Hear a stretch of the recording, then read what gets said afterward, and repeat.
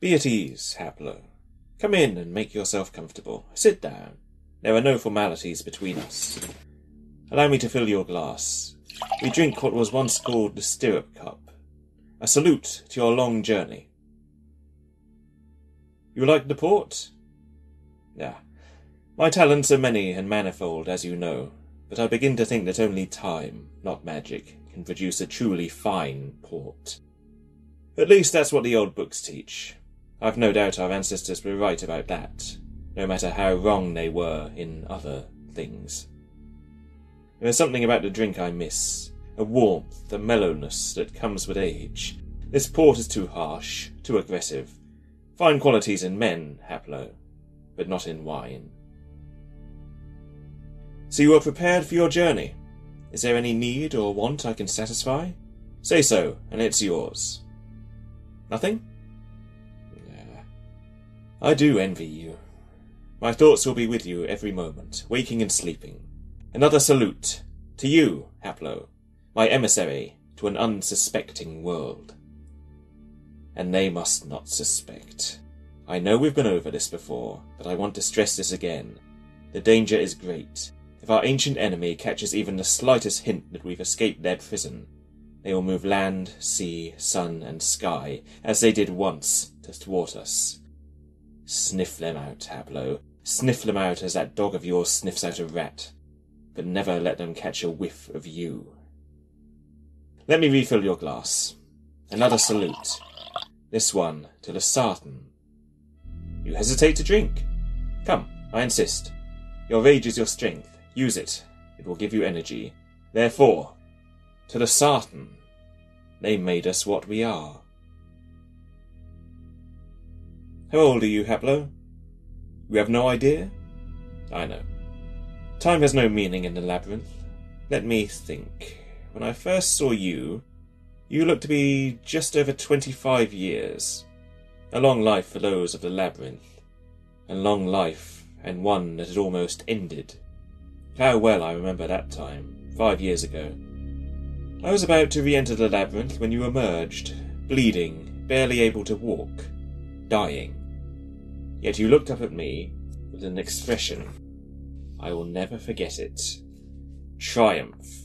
You had escaped. You had beaten them. I saw that triumph in your eyes, in your exultant smile, and then you collapsed at my feet.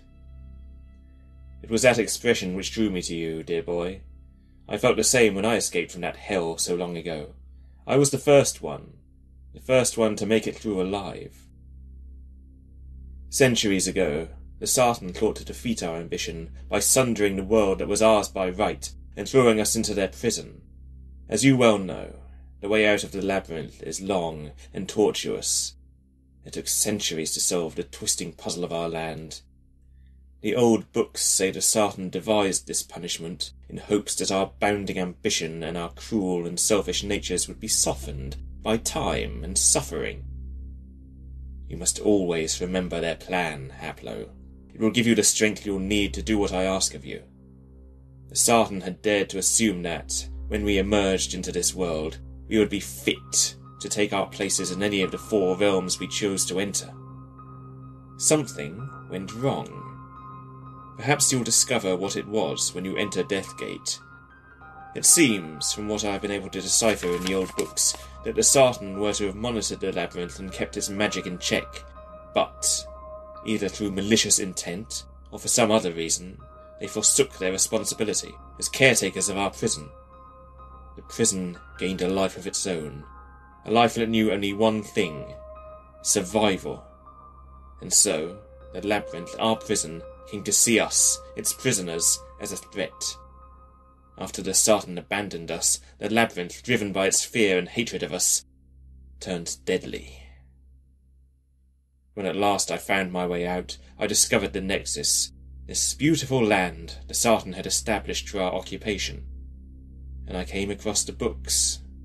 Unable to read them at first, I worked and taught myself and soon learned their secrets. I read of the Sartan and their hopes for us, and I laughed aloud. The first and only time in my life I have ever laughed. You understand me, Haplo? There is no joy in the labyrinth. But I will laugh again, when my plans are complete, when the 4 separate worlds, fire, water, stone, and sky, are again one. Then I will laugh long and loudly. Yes, it's time for you to leave. You've been patient with the ramblings of your lord. Another salute to you, Haplo. As I was the first to leave the labyrinth and enter the Nexus, so shall you be the first to enter Deathgate and walk the worlds beyond. The realm of sky. Study it well, Haplo. Come to know the people. Search out their strengths and their weaknesses. Do what you can to cause chaos in the realm, but always be discreet. Keep your powers hidden.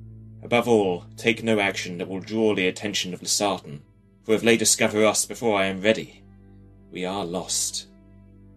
Death first, before you betray us. I know you have the discipline and the courage to make that choice, but more important, Haplo, you have the skill and the wits to make such a choice unnecessary. This is why I've chosen you for this mission. You have one other task. Bring me someone from this realm who will serve as my disciple, someone who will return to preach the word, my word, to the people. It can be someone of any race, elven, human, dwarven. Make certain that he or she is intelligent, ambitious, and pliable. In an ancient text I came across a fitting analogy. You, Haplo, shall be the voice of one crying in the wilderness. And now, a final salute. We will stand for this one. To Deathgate, prepare ye the way.